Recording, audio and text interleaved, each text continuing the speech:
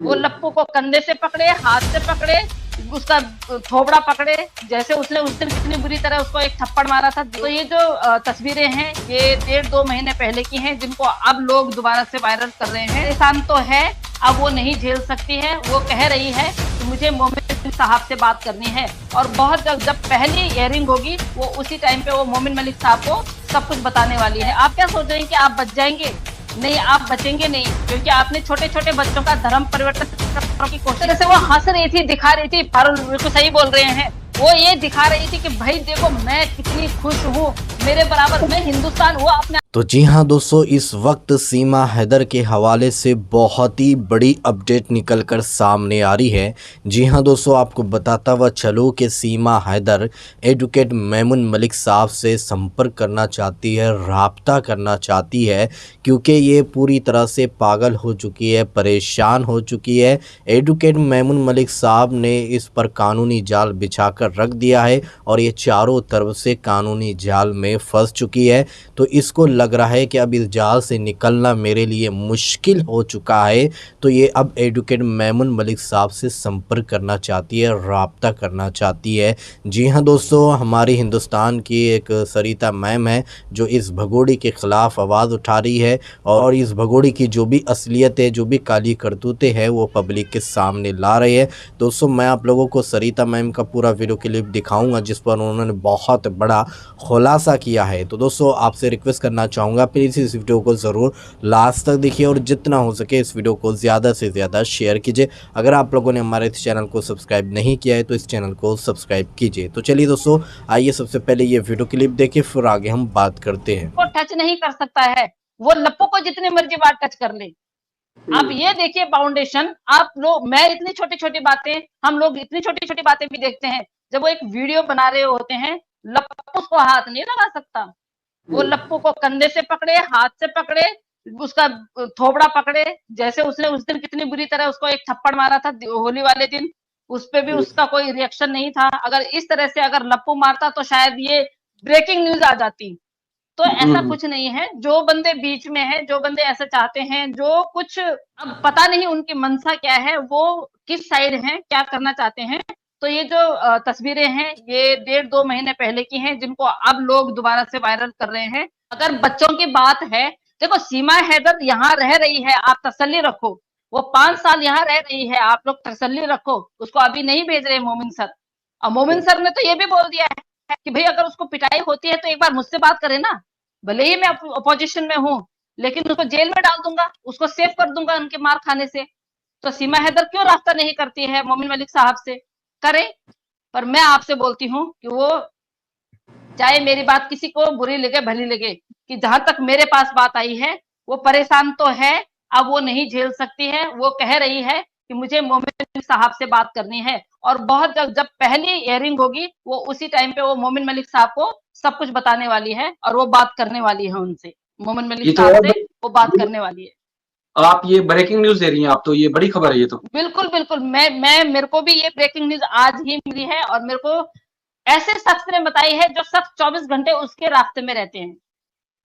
अच्छा। मैं आपको बिल्कुल गलत नहीं बताऊंगी मैं आपको।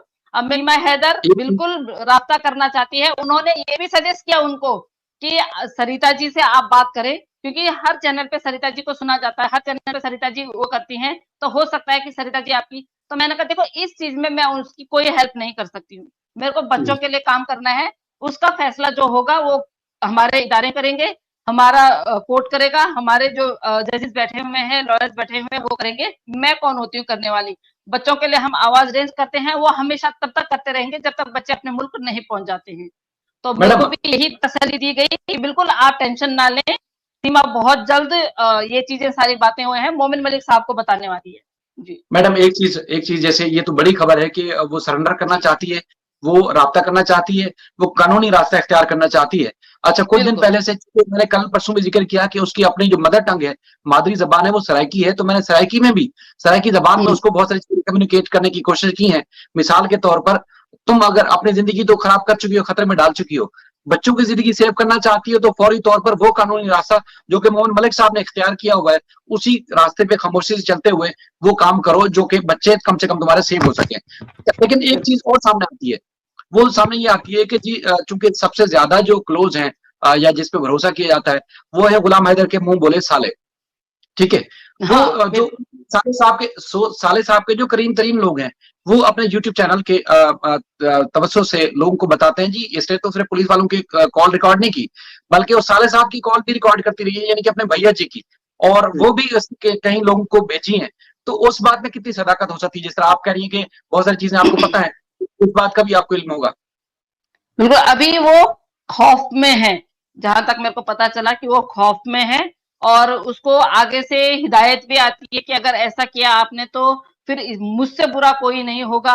उनके खुद के जो मुंह बोले भ्राताश्री हैं वो खुद बोल रहे हैं कि आप मेरा नहीं कर सकती हैं। तो अब वो मेरे को लग रहा है कि बस एक मौका ये चाहती है कि जब भी एक नोटिस आए कोर्ट से वो कोर्ट जाए। मैं और हो सकता है कि वो मतलब उसको कुछ नुकसान पहुंचाने की कोशिश करेंगे। जहां तक मुझे पता है जिस जिस तरह से हम अभी बोल रहे हैं और वो सुनते भी हैं, हमें जरूर सुनते हैं, सुनने उससे मुझे कोई फर्क नहीं पड़ता है। मैं जिस टाइम पे उनको यहाँ पे लाना होगा, जो हमें ये बातें बता रहे हैं, जिनसे उसका रास्ता है, जिनसे उनकी हमेशा बात होती रहती है। क्योंकि अभी जिस दिन हम आपकी लाइव में बैठे हुए थे परसों, तो उस टाइम पे भी नीचे से कमेंट आ रहा था कि सरिता बहन अभी वहां पे झगड़ा हो रहा है। और उन्होंने मेरे को फिर पर्सनल बोला कि जब मैंने वहां कमेंट किया तो आपने पढ़ा क्यों नहीं। तो मैंने कहा मैं कमेंट जब मैं स्ट्रीम में बैठी हुई होती हूँ तब मैं कम कमेंट पढ़ती हूँ, जब मैं वैसी होती हूँ तो फिर मैं 1 to 1 में मैं पढ़ भी लेती हूँ।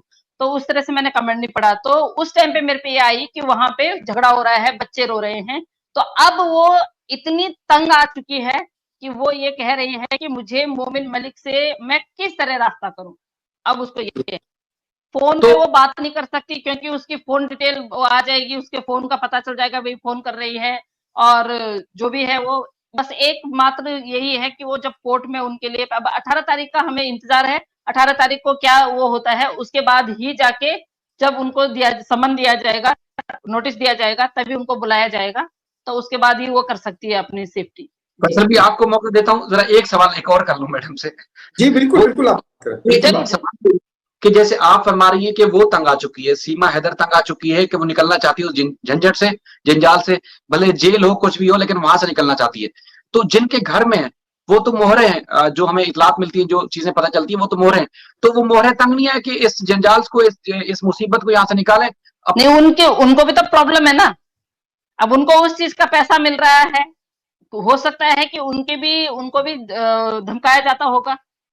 जिस तरह से बोला गया है कि वो अनपढ़ लोग हैं, बिल्कुल जाहिल लोग हैं, तो उनको तो कोई भी अगर छोटा भी बच्चा धमकाएगा तो आपको पता है, अगर इस तरह की प्रवृत्ति के लोग हैं वो, और एक पहले जब उनको पता ही नहीं कि क्यों आई है, नेत्रपाल को तो पता ही नहीं था। जब वो बाहर आके बहू बहू बोलने लगे कि बेटे के साथ में इस तरह से वो बोला गया कि भैया अब ये बोलो कि ये पबजी के द्वारा आई है, पबजी से हमारा प्यार हुआ है, ये हम शादी कर चुके हैं। उसके बाद ये दिखावा दोबारा करने की कोशिश की उन्होंने। इतना सब कुछ करने के बाद जब एपी सिंह जी इतना बड़ा बवंडर मचा सकते हैं तो एपी सिंह जी क्या नहीं कर सकते हैं। और जिस तरह से आप बोल रहे हैं कि एपी सिंह जी नीचे अगर किसी ने कमेंट किया है, उन्होंने इतना बड़ा ऐलान किया है, तो एपी सिंह जी को मैं बोलना चाहूंगी कि आपको तो बहुत ज्यादा तैयारी करने की जरूरत है।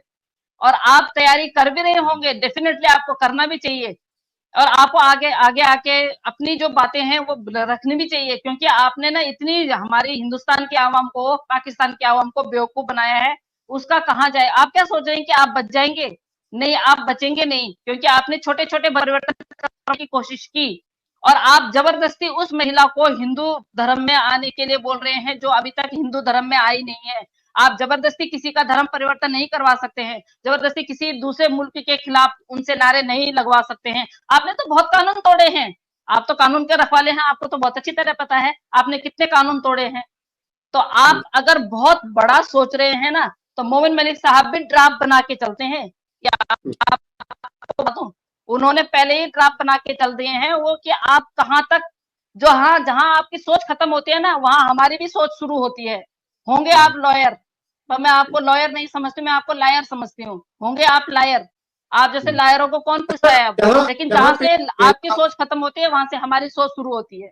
जी, जिस तरह से वो हंस रही थी, दिखा रही थी, पारुल बिल्कुल सही बोल रहे हैं, वो ये दिखा रही थी कि भाई देखो मैं कितनी खुश हूँ, मेरे बराबर मैं हिंदुस्तान, वो अपने आप को हिंदुस्तान की ना वो रानी समझने लग गई है, सच में ही। मतलब उसको ये लग रहा है कि वाकई में मेरे बराबर यहाँ हिंदुस्तान में जितनी सारी औरतें हैं, महिलाएं हैं, ये कुछ नहीं है, ये नथिंग है मेरे सामने। पर वो अंदर से जो है वो हमें पता है। और सीमा तो मेरे सामने तो बोल भी नहीं सकती, तेरी औकात भी नहीं है मेरे सामने बोलने की, क्योंकि तेरी अगर पोल खुलने लग गई